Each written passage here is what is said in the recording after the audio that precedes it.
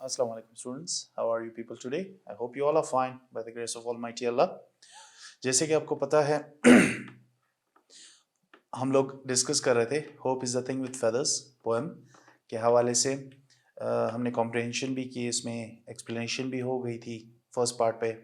उसके बाद हमने पैराफ्रेजिंग के हवाले से भी डिस्कस की, हर स्टैंजा को अलग अलग से पैराफ्रेज किया था आपके लिए, आपकी आसानी के लिए, ताकि आप लोग उसे लिख सकें, उसे समझ सकें और उसे आप अपनी आइडियाज़ के मुताबिक अपने सिंपल वर्ड्स में अगर लिखना चाहें थोड़ी सी चेंज करके तो आप लिख सकते हैं। ठीक है, एक आइडिया सिर्फ देना था पैराफ्रेजिंग के हवाले से। जो पोएम में जो वर्डिंग्स या उसमें जो लाइंस यूज़ होती हैं वो इतनी वाज़ेह नहीं होती, उसको सिंपल वर्ड्स में लिखना थोड़ा सा मुश्किल हो सकता है, लेकिन जब आप चीज़ समझ जाएं तो it will be very much easier for you to write down. Okay, so उसी हवाले से हमने पैराफ्रेजिंग की भी डिस्कशन की थी। आपकी राइटिंग स्किल में आप देख सकते हैं आपके सामने write down the summary of the poem भी है, यहाँ पे पैराफ्रेज द फॉलोइंग स्टैंजा, एक स्टैंजा दिया गया है ताकि आप प्रैक्टिस कर सकें, लेकिन हमने तीनों स्टैंजाज आपके सामने लिख दिए हैं, आपके सामने पेश कर दिए हैं। So now if you want to practise, अगर आप उसको साइड पे रखें, आप खुद एक बार प्रैक्टिस करके देखें कि इस स्टैंजा को, hope is the thing with feathers that perches in the soul and sings the tune without the words and never stops at all।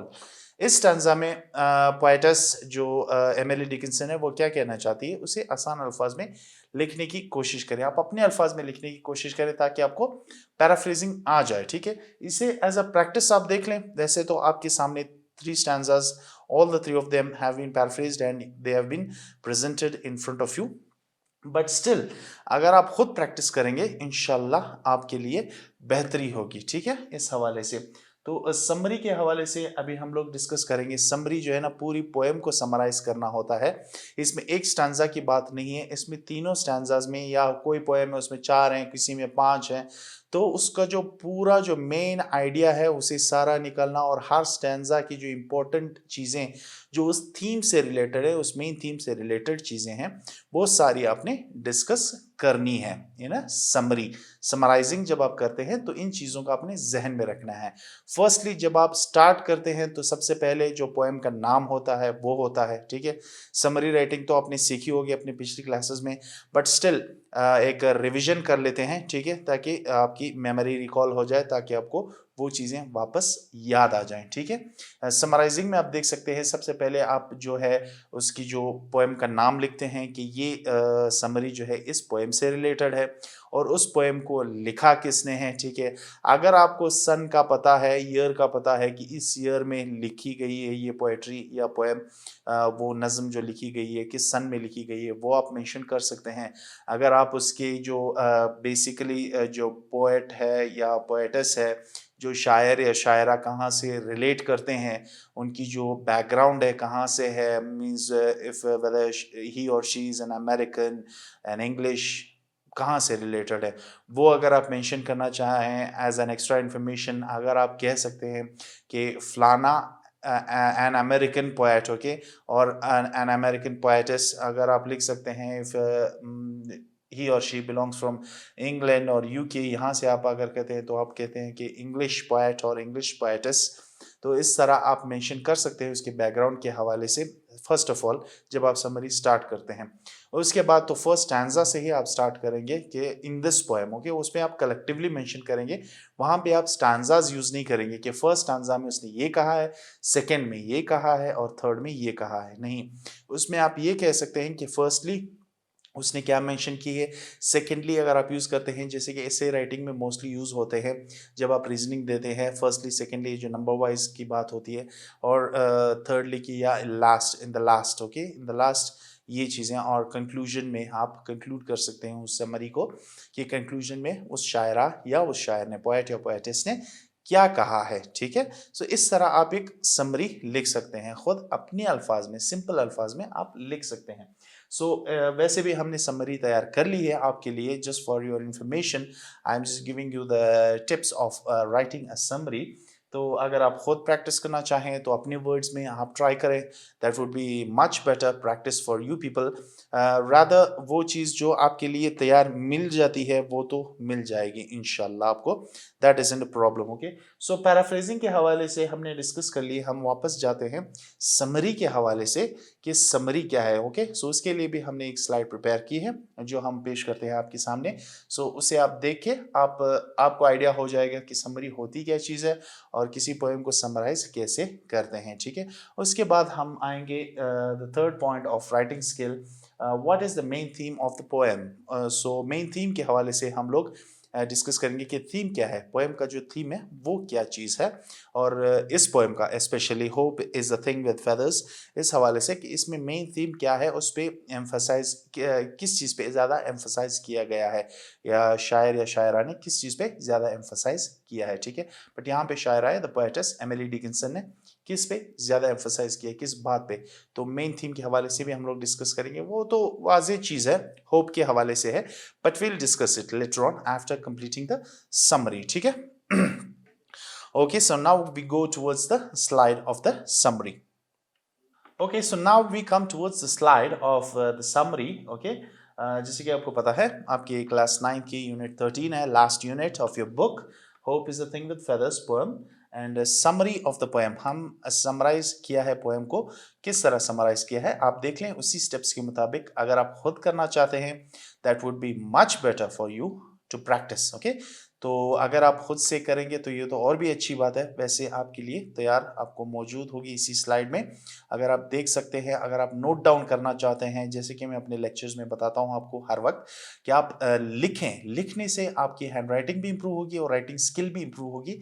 आपको structures and each and everything, उन सब चीज़ों का आइडिया होगा और आप लिख सकते हैं। ठीक है, so if you just pause the video when the slide comes up, the summary slide, सबसे पहले डिस्कस कर लेते हैं कि उसमें लिखा क्या गया है, उसे एक्सप्लेन कर लेते हैं। उसके बाद जब आप लिखना चाहें तो वीडियो ख़त्म होने के बाद एक बार फिर रिवाइंड करके आप स्लाइड पे रोक के पॉज करके आप उसे नोट डाउन कर लें अपने नोटबुक्स, कॉपीज़ वगैरह वगैरह जो भी है आपके पास। ठीक है, but for now you may show your whole emphasis on this summary। ठीक है, तो सबसे पहले हम लोग डिस्कस करेंगे समरी के हवाले से। So this is the summary right in front of you, the complete crux of the poem. Okay, if you want to read it with me just for the pronunciation part। ठीक है, pronunciation सीखने के लिए कि words difficult words अगर हैं इसमें उसको pronounce करना भी आपको आ जाएगा। Let me read it first, then I'll explain it. The poem Hope is the Thing with Feathers is written by Emily Dickinson. In the poem, the poetess explains the importance of hope in the heart of a human being. जैसे कि मैंने आपको बताया summary के हवाले से, starting में आप पोएम का नाम लिखते हैं और किसने लिखा है इसे। ठीक है, पोएट या पोएटेस जो भी है, जैसे कि यहाँ पे एमिली डिकिंसन है पोएटेस, उसका भी लिखा है। अगर आप एडिशनल इसमें और नॉलेज है आपके इस हवाले से, अगर आपके पास नॉलेज है तो आप मेंशन करें कि कब लिखा गया था। अगर आप ईयर वगैरह मेंशन करना चाहते हैं तो कर सकते हैं। अगर आपके पास ये इन्फॉर्मेशन नहीं है, ये नॉलेज नहीं है, तो आप इसे अवॉइड कर लें। गलत लिखने से अच्छा है कुछ ना ही लिखे। ठीक है, तो don't write it if you don't know the exact date वगैरह वगैरह। और बैकग्राउंड के हवाले से जैसे मेंशन किया था वो अगर आप जानते हैं तो एन अमेरिकन पोएट या पोएटेस या इंग्लिश पोएट या पोएटेस या किसी भी ममालिक या किसी भी बैकग्राउंड से उसका ताल्लुक हो, वो आप मेंशन कर सकते हैं if you know the fact about it. Okay, अगर आपके पास इस चीज़ का इल्म है तो। अगर आपके पास इल्म नहीं है तो आप डायरेक्ट पोएम और पोएट का नाम लिख लें, ये काफ़ी होगा। ठीक है, अगर आपके पास ये इल्म है कि ये कब लिखा गया है या ये नज़म कब लिखी गई है, या उसके साथ उसकी जो डेट्स वगैरह जो है वो मेंशन कर सके, या उसका बैकग्राउंड। ओके, पोएट या पोएट शायरा या शायर की जो बैकग्राउंड है वो कहाँ से ताल्लुक़ रखते हैं, ठीक है, वो अगर आपको पता है तो वो भी आप मेंशन कर सकते हैं। That is not a problem, that is not wrong at all. अगर आप नहीं मेंशन करोगे इसका मतलब ये नहीं है कि आप गलत हो। ठीक है, अगर आपके पास एक एडिशनल इन्फॉर्मेशन है वो आप देना चाहते हैं तो आप दे सकते हैं, वरना आप छोड़ दें। ठीक है, doesn't matter. So in the poem, the poetess explains the importance of hope in the heart of a human being. Okay, इंसान के दिल में उम्मीद के हवाले से इसने डिस्कस किए हैं शायरा ने इस नज़म में तो completely कि hope का क्या किरदार है इंसान के दिल में. She signifies that hope is just a feeling and an invisible thing, but it can fly from anywhere to everywhere in order to provide a sense of comfort for the one who is in a complex and discomfort situation. ठीक है, किसी को या जो परेशान इंसान है, जो मसलों में जुड़ा हुआ है या घिरा हुआ है, उसको उन मसलों से उभारना, उससे बाहर निकालने के लिए उम्मीद जो है काफ़ी मस्बत किरदार अदा करती है, ठीक है? इसी हवाले से हम लोग डिस्कस करते आ रहे हैं अपने पिछले लेक्चर्स में उम्मीद के हवाले से कि उम्मीद का क्या रोल है इंसान के लाइफ में, ठीक है? इंसान की ज़िंदगी में। ओके, सो ये वही कंफर्ट देती है उसको मतलब तस्कीन मिलती है इस चीज़ से कि उम्मीद की किरण की वजह से उसको कुछ तस्कीन मिलती है, कंफर्ट मिलती है कि no problem, everything will be fine, ठीक है? Okay, so we continue here with this summary. She says that hope is like a bird with feathers. Okay, उसने कंपैरिजन की है, मवाजना किया है कि होप या उम्मीद एक परिंदे नुमा चीज़ है, परिंदा नुमा चीज़ है जिसके पर होते हैं, ठीक है? A bird with feathers, ठीक है? Hope. So the feeling of hope is so strong and closely attached that it settles inside the soul of a person. तो ये जो इसकी इम्पोर्टेंस के हवाले से कि ये कितनी जुड़ी हुई इंसानी फितरत से कितनी जुड़ी हुई चीज़ है और कितनी ताकतवर चीज़ है, उस हवाले से इसने मेंशन किया है कि it dwells in the soul. Okay, ये रहती है इंसान के रूह में, रहती है उसके दिल में रहती है, ठीक है? इतनी क्लोज है उम्मीद कि इंसान, हर इंसान की फितरत में ये चीज़ मौजूद होती है. Okay, the feeling of hope is strong and closely attached that it settles in the soul of a person, inside the soul of a person. It is so sweet that it is like a song without words. ये इतनी मीठी चीज़ है कि इंसान को बहुत तस्कीन देती है. एक वो गाना है जिसके कोई अल्फाज नहीं होते, ऐसा गाना, ये उम्मीद ऐसा गाना है जो किसी के अल्फाज नहीं होते लेकिन एक फीलिंग होती है, आपको एक खुशी मिलती है उम्मीद की वजह से कि आप उम्मीद रखते हो तो आप किसी चीज़ को आसानी से और कामयाबी से हासिल कर सकते हैं, ठीक है? Okay, so we continue with it. Although, as a song causes a sense of comfort and eases out our discomfort and makes one's mood light and joyful, similarly, hope provides comfort and gives a sense of joy in the heart of people. Okay, in the heart of people. So, जैसे कि मतलब जब कभी कभार कोई मतलब tension में होता है, कोई किसी परेशानी में होता है, so mostly if you take in the normal point of view, लोग कहते हैं कि ऐसा कोई गाना सुनने से होता है. Rather we are of the religion Islam, so Islam से हम लोगों का मतलब मेल बहुत ज़्यादा है. So it is related to Quranic verses. If you listen to Quran, it gives very much peace to your heart. So यहाँ पे कुछ और है, सो मटेरियलिस्टिक टाइप चीज़ें यहाँ पे मेंशन है, एक पोएम है. So let's get back to this point of view. So उस पॉइंट ऑफ व्यू से थोड़ा हट के यहाँ पे आते हैं. तो वो कहते हैं कि गाना सुनने से वो दिल को सुकून मिलता है, कोई मतलब रिलैक्सेशन थोड़ी सी मिलती है. सो ये जो होप है, उम्मीद है, वो इसी गाने का किरदार अदा करती है कि जब इंसान टेंस होता है या टेंशन में होता है, परेशानी में होता है, तो ये जो उम्मीद का जो गाना वो सुनता है, उम्मीद की जो किरण उसकी ज़िंदगी में होती है, तो उस वजह से उसको वो तस्कीन या सुकून मिलता है, ठीक है?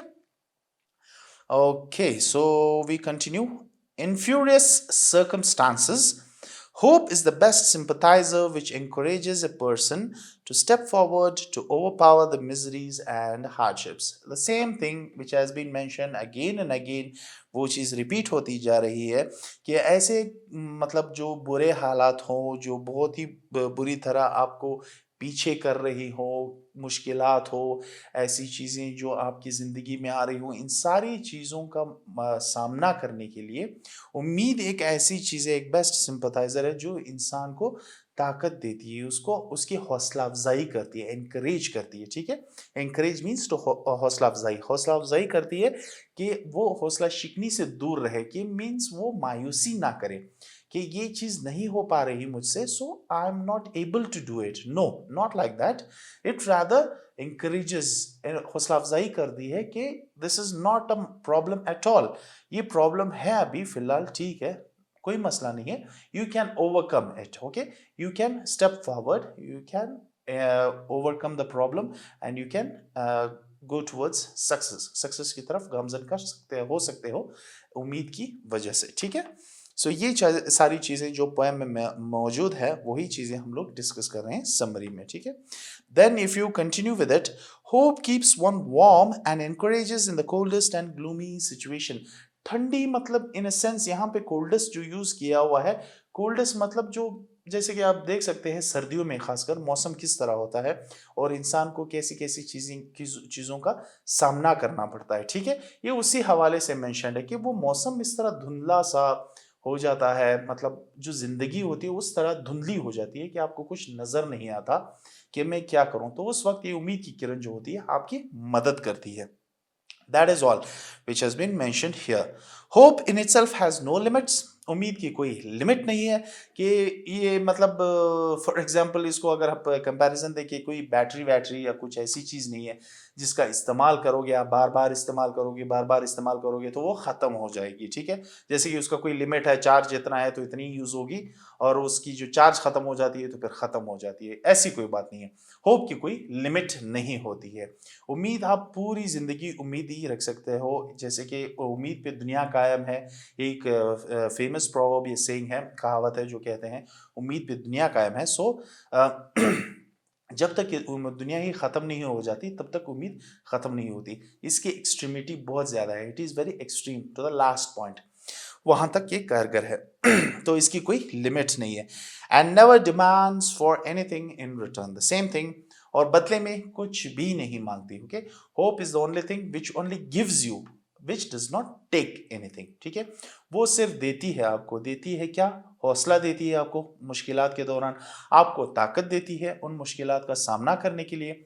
And what else, as in the poem it has already been mentioned, तो ये चीज़ें सारी मौजूद हैं पोएम में कि किन किन चीज़ों का सामना करने में ताकत देती है, जो जो मुश्किलात वगैरह वगैरह जो भी आपके साथ ज़िंदगी में हो रहा है, उसका सामना करने के लिए और कामयाबी की तरफ जाने के लिए, आपका जो गोल है उसको हासिल करनी है, मंजिल हासिल करने के लिए आप उम्मीद पे मतलब कायम रहते हैं कि उम्मीद आपके उम्मीद होती है तो आप कुछ, तो उम्मीद ही ऐसी चीज़ होती है जिसका कोई लिमिट नहीं है और वो सिर्फ देना जानती है, वापस लेना नहीं जानती, ठीक है। It only gives you, it only motivates you, it encourages you, okay. ये सारी चीज़ें, हौसला अफजाई, आपको मोटिवेट करना, आपको ताकत देना, ये सारी चीज़ें उम्मीद ही अदा करती है ये रोल।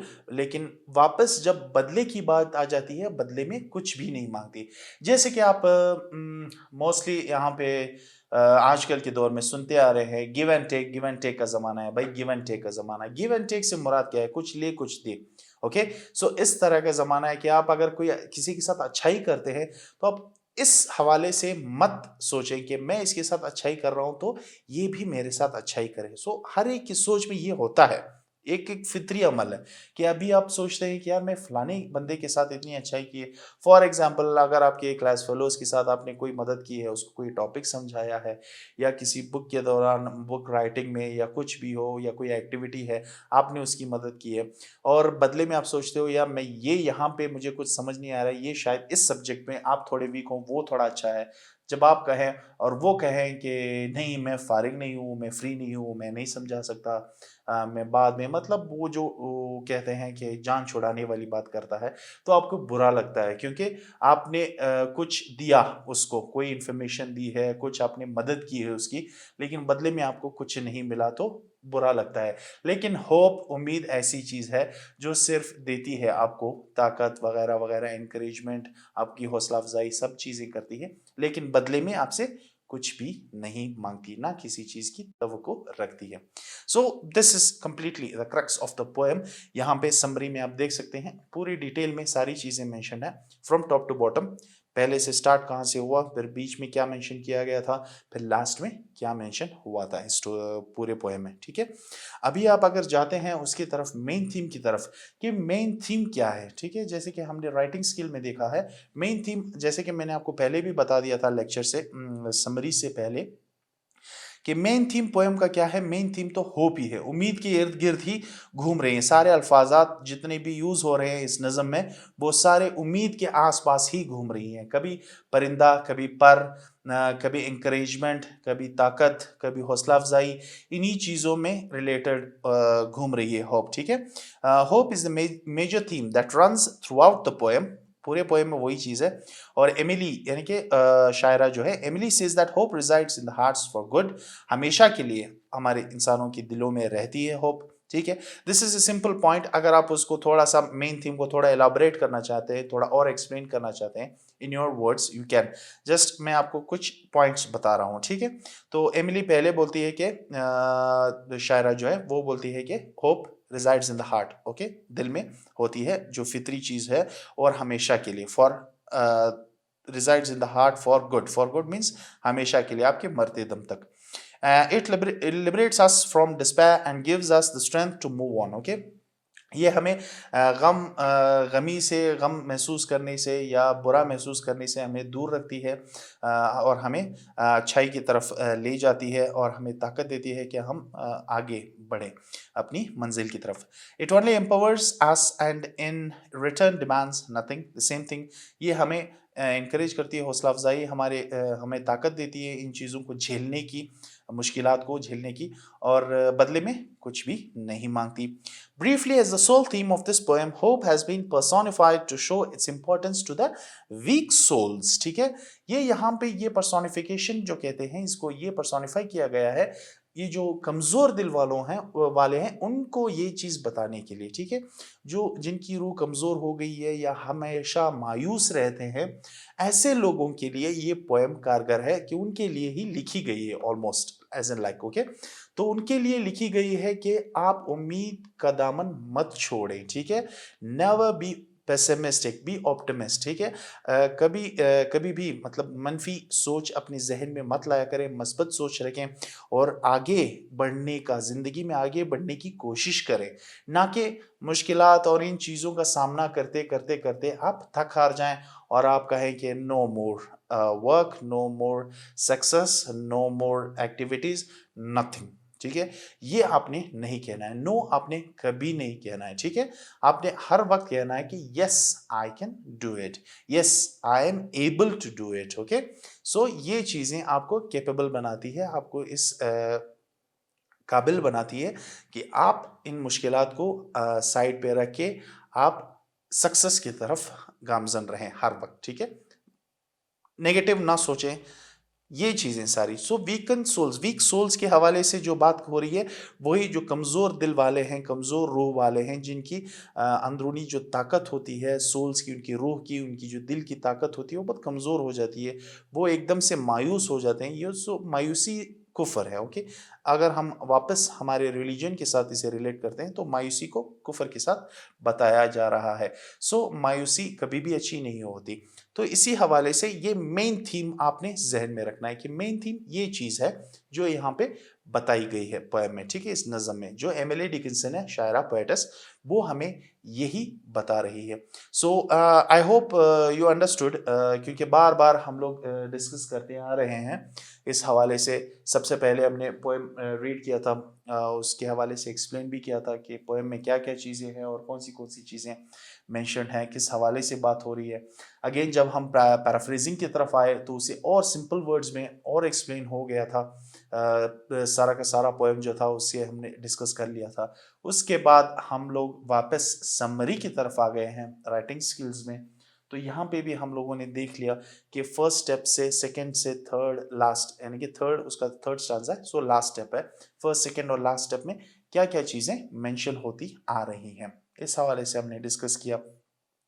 और उसके अलावा जो मेन थीम के हवाले से हमने बात की थी कि main theme of the poem क्या है, उसके हवाले से भी हमने डिस्कस कर लिया। So I hope everything is clear, nothing is confusing moreover, क्योंकि अभी इसके बाद भी कुछ कंफ्यूजिंग होना ही नहीं चाहिए, आई थिंक सो, क्योंकि हम लोग बार बार इसको रिपीट कर चुके हैं इन अ सेंस ऑफ समरी, कभी पैराफ्रेजिंग, कभी एक्सप्लेनेशन। इन तीन तरीक़ेकार हम लोग इस्तेमाल कर चुके हैं इस पोएम के साथ। सो अभी मेरे ख्याल से nothing should be confusing for you people.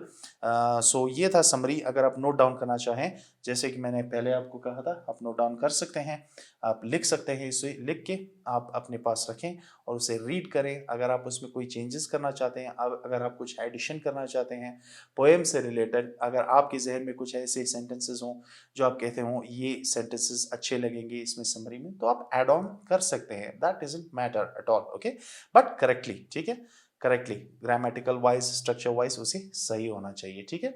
आप खुद प्रैक्टिस कर सकते हैं, so that isn't a problem at all. जितना प्रैक्टिस करोगे, I have been mentioning every time, जितना प्रैक्टिस करोगे उतनी ही बेहतरी होगी आपकी लैंग्वेज में, रिटन फॉर्म या spoken form. Practice is main thing, okay, so thank you for listening patiently, students, and Allah Hafiz for now.